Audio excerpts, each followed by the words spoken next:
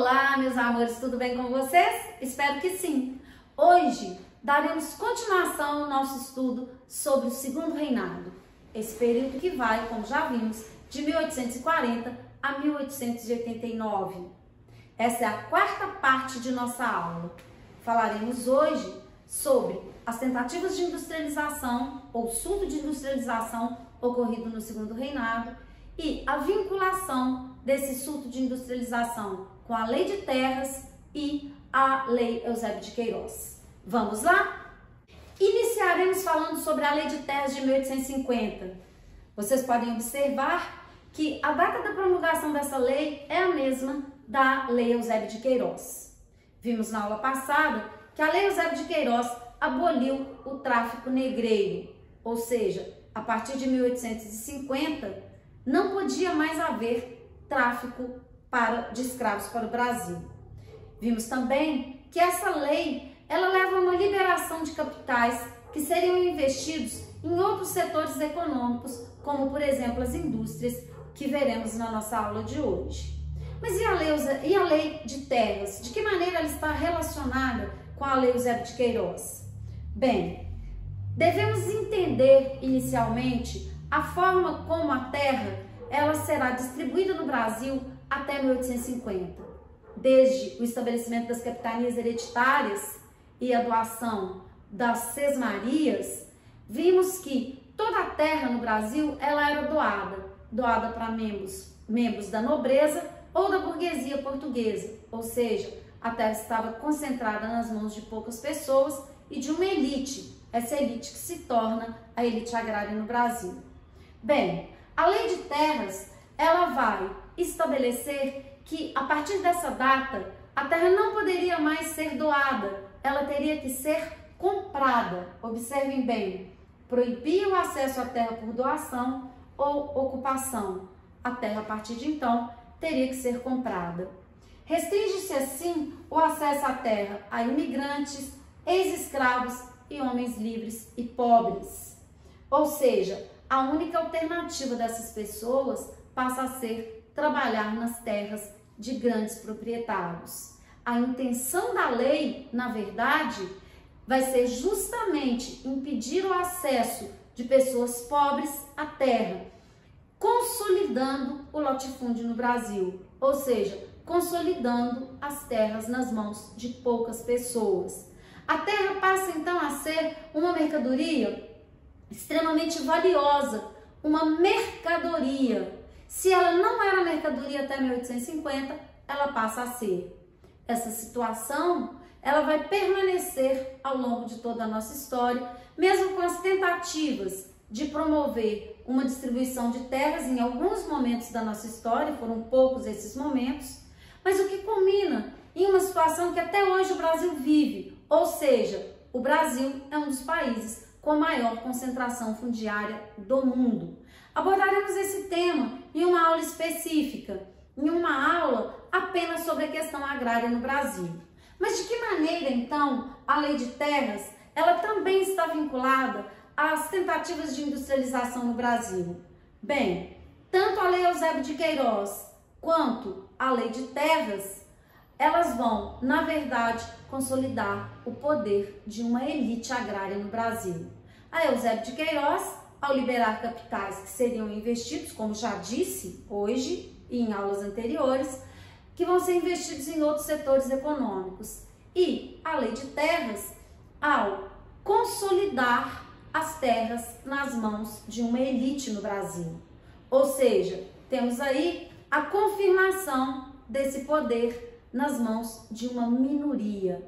Não podemos distinguir, portanto, no Brasil, não fazemos grandes diferenças entre aquele que seria o industrial, ou quem vai investir na indústria, e o cafeicultor. Veremos as consequências disso também na República Velha. Bem, então o que esse surto de industrialização, como que ele teria ocorrido no Segundo Reinado? Colocamos aí a figura daquele que ficou conhecido como o empresário do Império, o Barão de Mauá. De um lado, a imagem do barão e de outro, do livro, que é considerado pela maioria dos historiadores como a principal biografia do Barão de Mauá, o livro de Jorge Caldeira, Mauá, o Empresário do Império. Vale a pena a leitura. Vamos então conhecer um pouco quem foi o Barão de Mauá, Irineu Evangelista de Souza. Bem, antes de falar dos feitos do Barão, falaremos um pouco de sua vida pessoal. O futuro Barão de Mauá, Irineu, nasceu em uma fazenda no Rio Grande do Sul e o pai morre quando ele ainda era muito jovem, criança ainda. A mãe se casa novamente e o menino Irineu vai ser levado para o Rio de Janeiro por um tio, para ser criado pelo tio, por toda a resistência do padrasto em aceitá-lo.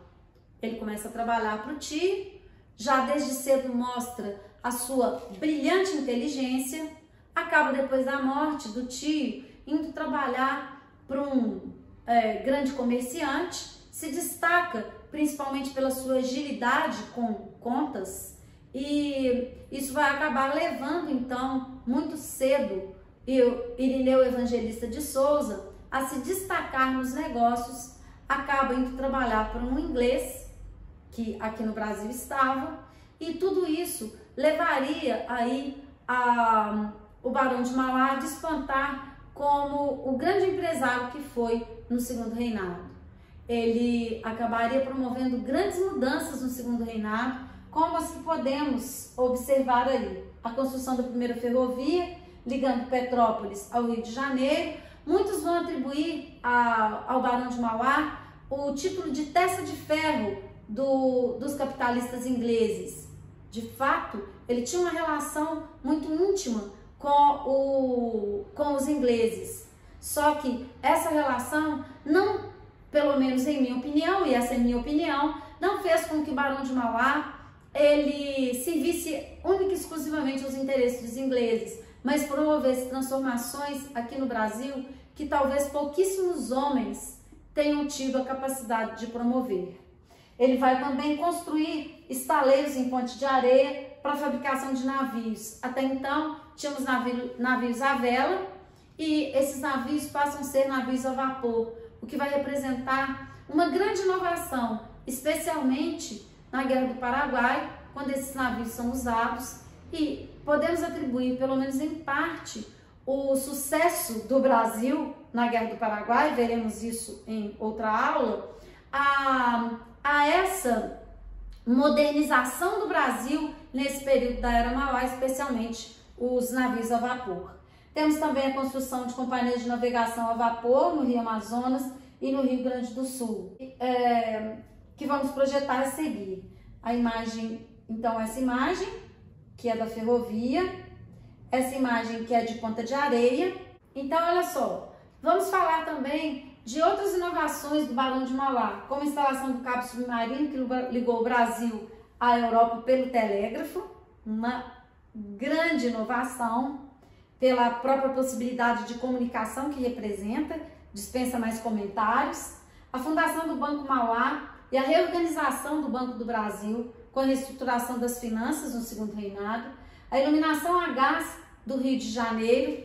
Antes temos aí as lamparinas. Antes da iluminação a gás no Rio de Janeiro, toda a iluminação era feita com lamparinas à base de óleo de baleia. Isso justifica a grande matança de baleias nesse período. Começa aí a atividade predatória no que diz respeito à matança de baleias. Temos também as empresas de transporte terrestre e a companhia de bondes para o Jardim Botânico. Ou seja, o Barão de Mauá faz jus de fato ao título de empresário do Império. Temos aí uma nota do Banco Mauá, fundado, como vimos, pelo Barão. Na próxima imagem, podemos ver essa imagem. Por que a gente colocou essa imagem aqui? Para que vocês possam observar como que, apesar desse surto de industrialização que acabamos de apresentar, 80% ainda da atividade econômica do Brasil se concentrava na agricultura, com apenas 7% na indústria e no artesanato. Esse dado é um dado de 1872, ou seja, já no fim da Era Mauá, e 13% em serviços. Até hoje, guardamos esse título da chamada vocação agrária do Brasil, ou seja, o setor agrícola ainda concentrando grande parte dos nossos esforços, o que nos leva a uma dependência em termos de indústria e tecnologia de outros países. Muito bem.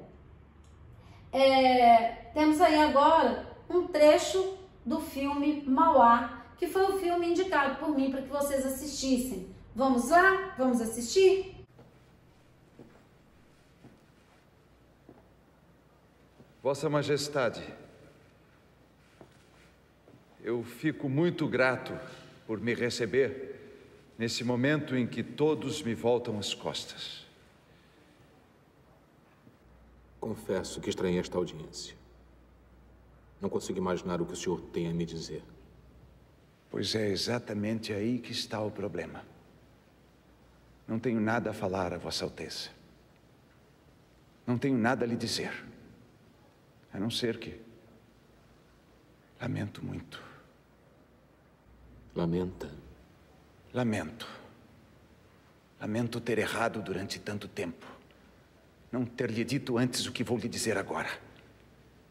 Vossa Majestade enganou-se comigo. Achou que eu queria ser poderoso e rico apenas por um capricho. Não é verdade. Eu quis ser forte, sim. Eu quis ser muito forte.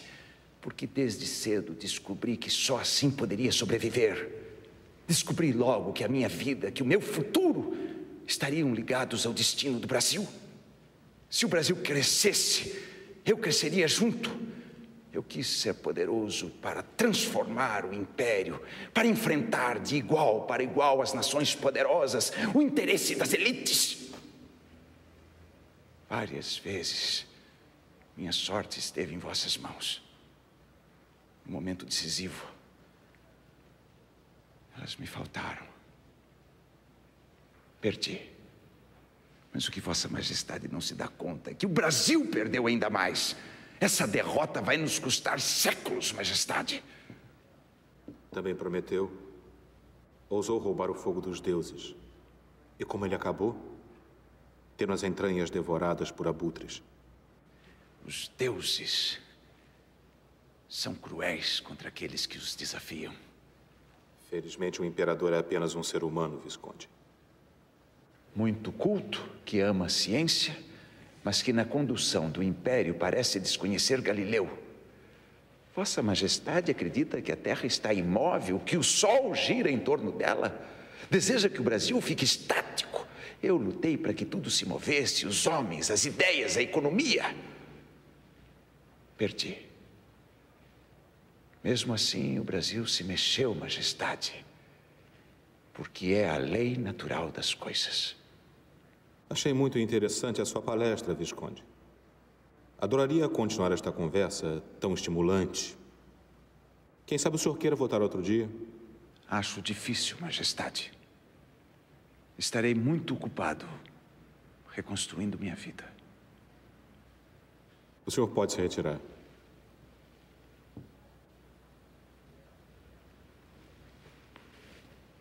Então, gostaram do trecho do filme? O que vimos aí foi uma conversa do Barão de Mauá com o imperador Dom Pedro II. Nessa conversa, podemos ver claramente a resistência do imperador em apoiar o Barão de Mauá. Embora, a princípio, ele tenha estimulado todas as inovações que foram trazidas pelo Barão, a pressão dos cafeicultores justificaria a oposição de Dom Pedro II. O Barão de Mauá acabou falindo justamente, ou em grande parte, pela falta de apoio do imperador e, portanto, do Estado brasileiro. O que, na verdade, podemos observar até hoje com a força dos latifundiários no Brasil, até hoje em nossa política. Vamos lançar uma inovação agora nessas nossas videoaulas e faremos algumas questões para treinarmos o conteúdo que estamos abordando. A nossa aula ainda não termina aqui, mas faremos esse exercício de treinamento. É uma questão do Enem de 2013. A cessação do tráfico lançou sobre a escravidão uma sentença definitiva. Mais cedo ou mais tarde, estaria extinta, tanto mais quanto os índices de natalidade entre os escravos eram extremamente baixos e os de mortalidade elevados. Era necessário melhorar as condições de vida da escravaria existente e, ao mesmo tempo, pensar numa outra solução para o problema da mão de obra. Então, é uma citação de Emília da Costa Viotti, da Monarquia e República, Momentos Decisivos, um clássico da historiografia brasileira. Em 1850, a Lei Eusébio de Queiroz determinou a extinção do tráfico transatlântico de cativos e colocou em evidência o problema da falta de mão de obra para a lavoura. Para os cafeicultores paulistas, a medida que representou uma solução efetiva desse problema foi o primeiro. Então, abordaremos aqui um assunto importantíssimo. Se o tráfico negreiro ele foi abolido, qual teria sido a solução encontrada pelos cafeicultores para resolver o problema da mão de obra? Bem, se não tem mais, ou pelo menos a fonte abastecedora de escravos secou, então quem viria para o Brasil?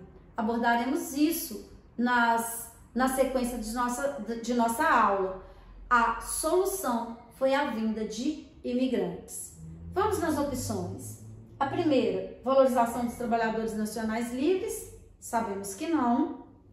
A busca de novas fontes fornecedoras de cativos, essas fontes elas não existiam, a fonte é a África e o tráfico foi proibido. O incentivo à imigração europeia, essa é a opção correta. O desenvolvimento de uma economia urbana e industrial, vimos através do gráfico que mesmo com o surto de industrialização que estamos abordando, essa industrialização não chega a ocupar um papel de relevância, ela foi apenas um surto de industrialização. E por fim, a escravização das populações indígenas. Sabemos que o massacre representado ao longo de todo o período colonial fez com que houvesse uma diminuição da população indígena, além de tudo agora, leis proibitivas da escravidão indígena. Ou seja, a solução encontrada foi a vinda de imigrantes para o Brasil. Portanto, a alternativa correta, letra C. Acabou a aula. Acabou, pode despedir. Mas está muito curta. Tem 20 minutos de aula. Muito bem, terminamos então a nossa aula com essa questão e continuaremos a nossa aula. Não, tá ruim. Então, terminamos a nossa aula com a resolução da questão e até a próxima parte do Império. Aguardem. Um beijo para vocês.